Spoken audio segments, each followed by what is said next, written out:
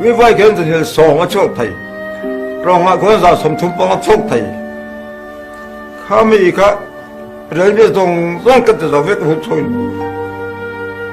cái gì mà cái nghe thì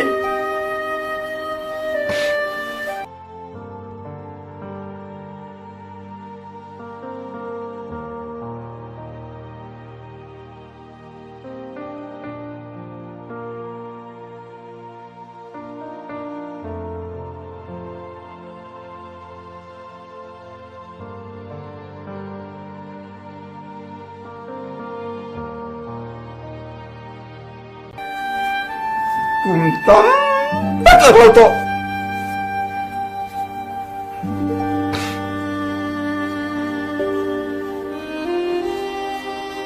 hey tôi này ý hùm mẹ khi rồi làm bồn nó ra cái này khi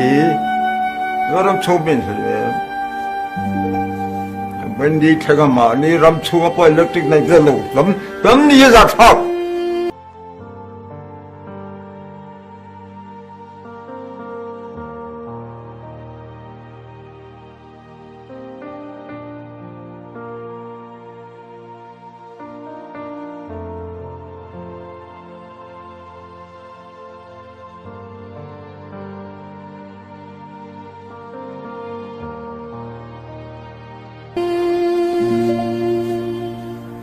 이 소리 또 너무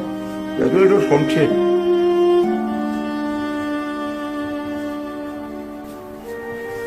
이 많이 마셔야 할 거야 땀 떴더라도